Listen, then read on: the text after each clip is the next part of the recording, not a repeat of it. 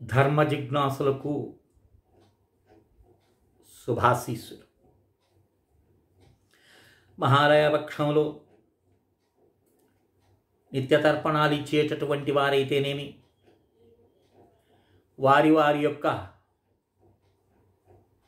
మాతాపితరుల యొక్క ఆ తిథి నాడు చేసేటటువంటి వారైతేనేమి, లేదా అతి పవిత్రమైనటువంటి భాద్రపద కృష్ణపక్ష త్రయోదశి తిథి నాడు ఇచ్చేటటువంటి తర్పణము, శ్రాద్ధము, అది అనంతమైనటువంటి 10,000 సంవత్సరాలు పితృదేవతలు సంతోషంతో ఉంటారని మనం పూర్వ వీడియోలో చెప్పుకున్నాం. ఇప్పుడు నేను ఈరోజు మీకు స్వల్పంగా, అసలు 15 నిమిషాలు 20 నిమిషాలు పడుతుందండి, అంతకన్నా ఎక్కువ పట్టదు. అంటే శ్రద్ధ కలిగినటువంటి వాడు చేసే శ్రాద్ధం ఏముందండి, నేను చెప్తాను, విధి విధానాన్ని చెప్తున్నాను మీకు. మొట్టమొదటిగా ఏం చెప్తాం, మనం ఆచమనం చేసుకుంటాం. ఈ ఆచమనం అనేది అందరికీ తెలుసు. నేను పూర్వం 1.5 సంవత్సరం క్రితం ఆచమనం యొక్క వైభవాన్ని, ఆచమనం చేస్తే ఎలాంటి ప్రయోజనం ఉంటుంది, ఆచమనం యొక్క గొప్పతనం ఏమిటి నేను మీకు అనేక మందికి చెప్పిన మా వీడియోస్ ఉన్నాయి. ఇక్కడ ఆచమనం అయిన తర్వాత ప్రాణాయామం చేస్తాం. ప్రాణాయామం చేసిన తర్వాత మనకు సంకల్పం చేస్తాం. ఈ సంకల్పంలో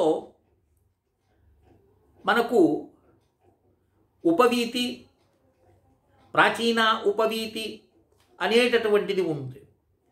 అంటే సవ్యము, ప్రతిసవ్యము అని. ఇప్పుడు ఉపవీతిని అంటే ఎడమ భుజం మీద ఉన్నటువంటి యజ్ఞోపవీతము, ప్రాచీన ఉపవీతి అన్నాం అనుకో, అది మనం మార్చుకుంటాం, కుడి భుజం మీదకి వస్తుంది. అర్థమైందే? ఇక్కడ పితృతర్పణాలు ఇచ్చేటప్పుడు ప్రాచీన ఉపవీతి అని అంటారు. అంటే యజ్ఞోపవీతాన్ని కుడి భుజం మీద ఉండేటట్టు చూసుకోవాలి.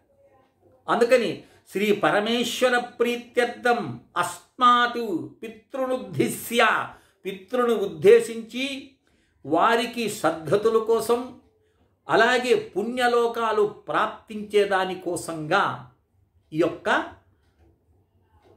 మహాలయ పక్ష తర్పణం అహం కరిష్యే అని అనుకుంటా. ఇంతవరకు సంకల్పం అయిపోతుంది. నేను మీకు సంక్షిప్తంగా చెప్తున్నాను. నేను ఆ పైన ఆవాహన మంత్రం ఉంటుంది, పితృదేవతల యొక్క ఆవాహన. ఓం ఉషంతస్తాహవామహ ఉషంతః సమిద్ధేమహీం ఉషన్ను సత్త ఆవహం పితॄన్ హవిష్యే అర్తవే అని మనం పితృదేవతలను ఆవాహన చేస్తాం. మీకు పూర్వం చెప్పిన ఆవాహన అంటే ఈ చిటికిన వేలు మధ్య కనుపులో ఇలా బొట్టన వేలు ఉంచి ఇలా పెట్టి ఈ మంత్రం చదివి మనస్ఫూర్తిగా పితృదేవతలను ఆవాహన చేయటం. ఇలా చేసిన తర్వాత ఇక్కడ మనకు తర్పణాలు ఇచ్చేటప్పుడు మీరు అనొచ్చు, ఏమండి మాకు యజ్ఞోపవేతం లేదే, మేమేం చేయాలి అని అనుకుంటే, ఉపవీతము అని ఇప్పుడు యజ్ఞోపవేతము, ఉత్తరీయము 2 ఉన్నాయి. అంటే ఎడమ భుజం మీద వస్త్రాలు వేసుకుంటారు కదండి, యజ్ఞోపవీతం ఉన్నటువంటి వారు వేసుకుంటారు. యజ్ఞోపవీతము 3వ పోగు ఉంటుంది, అంటే వివాహమైనటువంటి వారికి 3వ పోగు. దాన్ని ఆ వేసుకునేటప్పుడు సంకల్పంలోనే చెప్తారు, ఉపవీతార్థం ద్వితీయ తంతుం ధారయామి అని. ఒకవేళ యజ్ఞోపవేతం లేనప్పుడు ఇలాంటి వస్త్రాన్ని ఏదైనా మీరు కుడి భుజాన వేసుకోవచ్చు. ఇది మార్చుకుంటుండొచ్చు. అంటే సంకల్పం చేసేదానికి కూర్చున్నప్పుడు ఎడం భుజం మీద ఉత్తరీయం వేసుకోండి వస్త్రం. ప్రాచీన ఉపవీతి అనేటటువంటి మంత్రం వచ్చినప్పుడు దీన్ని తీసి కండువా కుడి భుజం మీద వేసుకోండి. అర్థమైందే? పితృదేవతల ఆవాహన జరిగిపోయింది.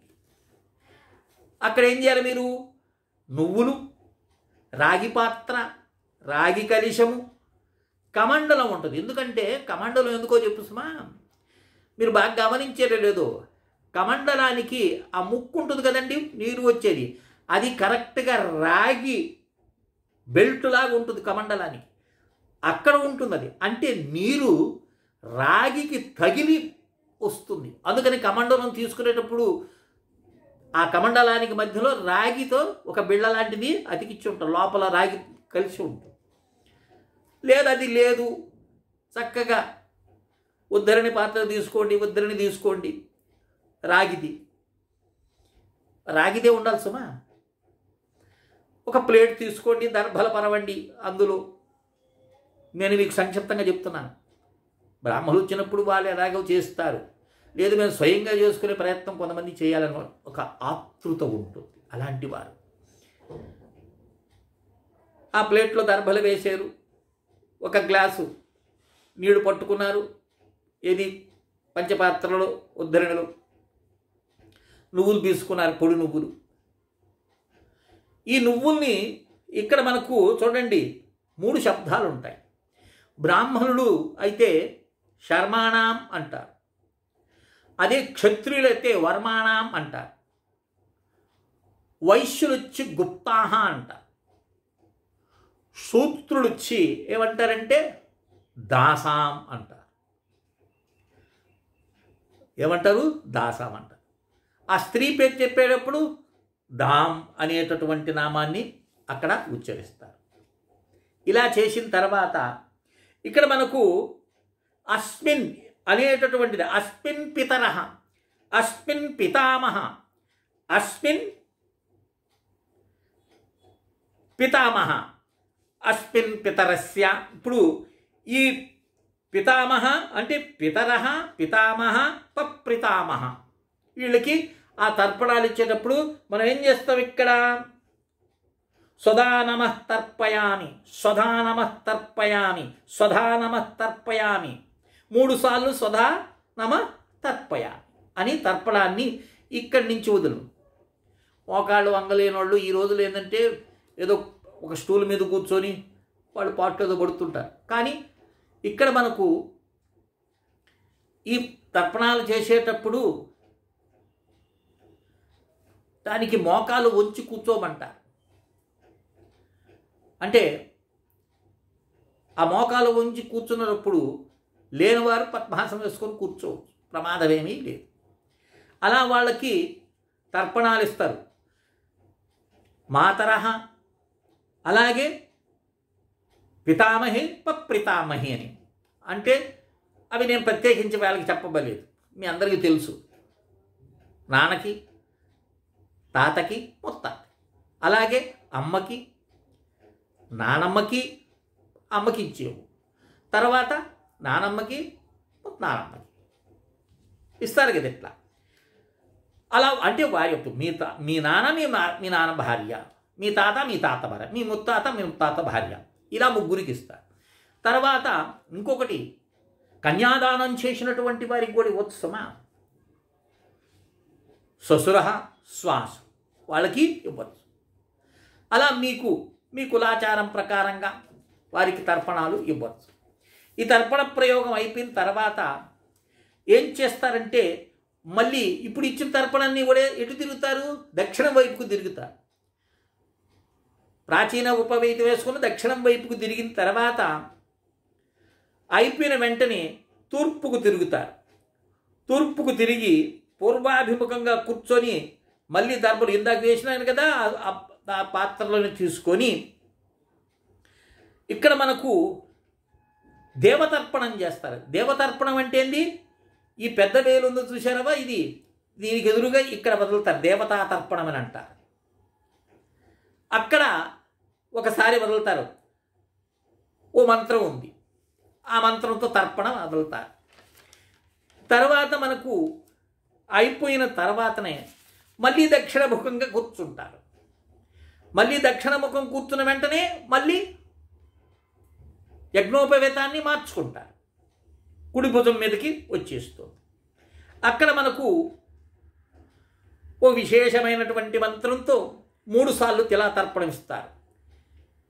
ఇది చాలా అద్భుతమైనటువంటి ప్రక్రియ. ఎందుకంటే మంత్రాలు ఎక్కువ చెప్పడం లేదు, ఎందుకు చెప్తే అవి మీకు వీడియో పెద్దదవుద్ది, చూడరు. అందుకని నేను మీకు విధానం చెప్తున్నాను. అది అయిన తర్వాత ఈ వస్త్ర నిష్పీడనం అనేది ఉంటుంది.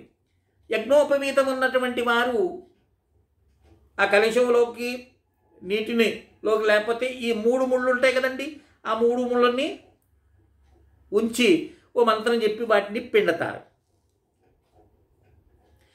అలాగే అది లేనటువంటి వారు ఈ పై వస్త్రం ఉందన్నాను కదా, దాంట్లోని నువ్వులు కొద్దిగేసి నీళ్లు తల్లి అది నువ్వుల్ని పిండతారిట, ఆ వస్త్రాన్ని పిండతారు. వస్త్రాన్ని నిష్పీడనం అయిపోయిన తర్వాత ఈ ముందుగా మనం తర్పణాలు చేసేదానికోసంగా దర్భంగుళీకను ధరించాం కదా, మొట్టమొదటిగా గాయత్రి మంత్రంతో అభిమంత్రించుకొని ఆ దర్భ అంగుళీకాన్ని ధరిస్తాం.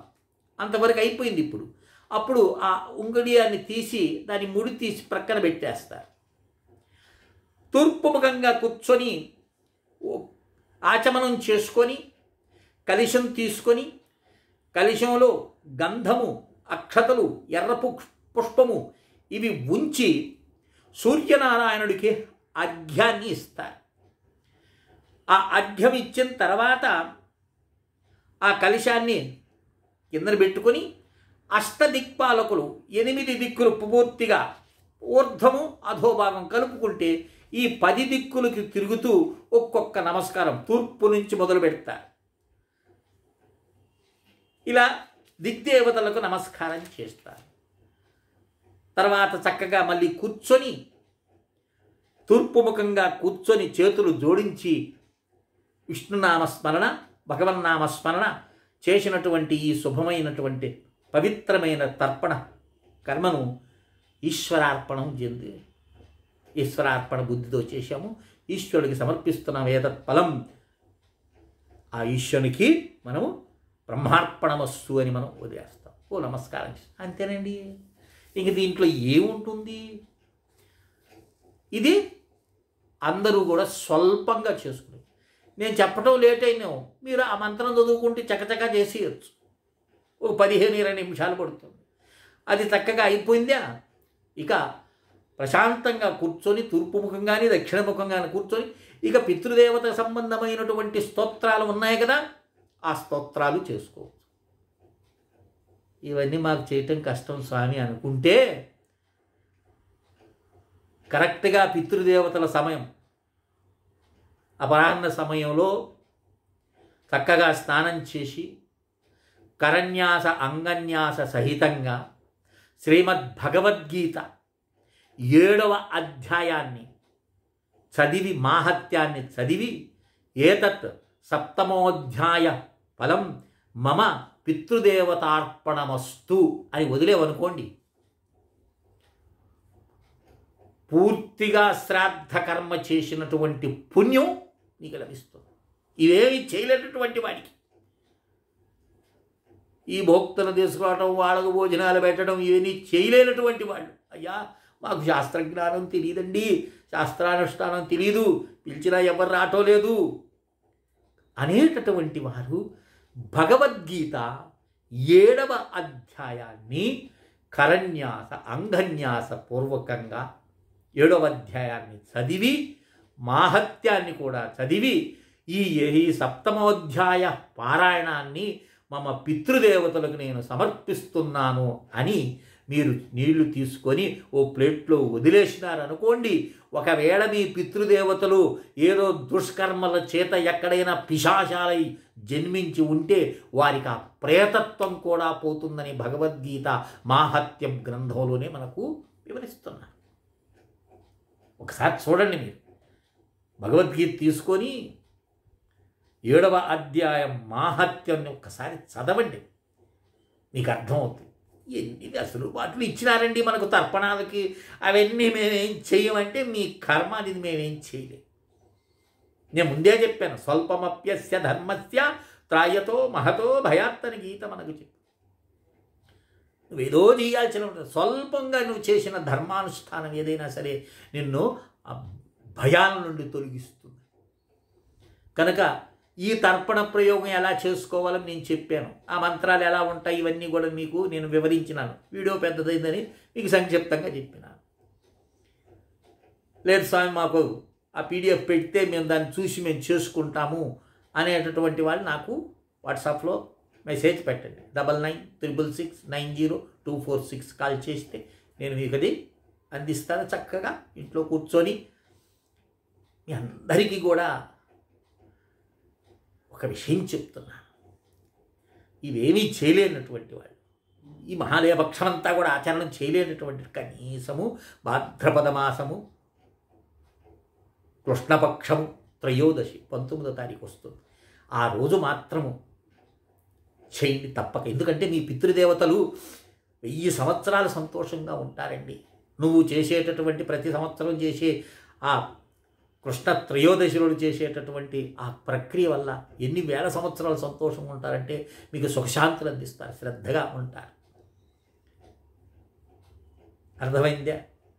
కనుక ముఖ్యంగా ఈ మహాలయ పక్షాల్లో దానం చేసుకోవటం మర్చిపోకండి. ఎంతో కొంత పితృదేవతల మధ్యాహ్నం పూట అనుకొని నా శక్తి కొలది వాళ్ళకి ఇది దానం చేస్తున్నాను అని శక్తి కొలది ఎంతో కొంత దానం చేసుకో. ఆ దానమే మిమ్మల్ని రక్షిస్తుంది. ఇది దానయుగం. ఏమీ చేయమలేదు, దానాలు చేసుకున్నామా నీ జన్మ ధన్యమైపోతుంది. కానీ ఏమనుకుంటారంటే ఈ బ్రాహ్మలు పెట్టారండి దానం అనేటటువంటిది. నువ్వు బ్రాహ్మలకి ఇవ్వక కుష్టోళ్ళకి, ముష్టోళ్ళకి, నపుంసకులకి, గుడ్డి వాళ్ళకి, కృంటి వాళ్ళకి, దీనార్థులకి, దరిద్ర నారాయణుడికి సహాయం చెయ్యి. కానీ చెయ్యాలి. అర్థమైంది నాయన? కనుక ఇలా చేసుకొని పితృదేవతను సంతోషపెట్టి తర్పణాలు వాళ్ళకి అందించే ప్రయత్నం చెయ్యి. చెప్పాను కదా, ఈ యొక్క పీడిఎఫ్ కావాల్సినటువంటి వారు 9966690246కి నాకు మెసేజ్ పెడితే మీకు నేను ఇది పీడిఎఫ్ పెడతాను. అడగర్లేండి, నాకు తెలుసు. ఎందుకంటే మీరు భయపడిపోయినారు. వీడు అడిగితే వీడు ఏదో అడుగుతాడేమో అనేటటువంటి భయం మీలో నాటుకుపోయింది. అవసరం లేదు. ఇచ్చేవాడు ఆ సర్వేశ్వరుడు. మీ ద్వారా ఇప్పించిన ఆశ్చర్యపరపలేదు. అందుకని అలాంటి భయాలు పెట్టుకోవద్దు. పంపిస్తాను. చక్కగా చేసుకొని మీరు మీ కుటుంబ సభ్యులందరూ కూడా ఆనందంగా వర్ధిల్లుతారని ఆశిస్తూ శ్రీ విద్యోపాసకులు శ్రీమండే లక్ష్మీ నరసింహారావు లోకా సమస్తా సుఖినో భవంతు. ఓం తత్సత్. ఓం తత్సత్. ఓం తత్సత్.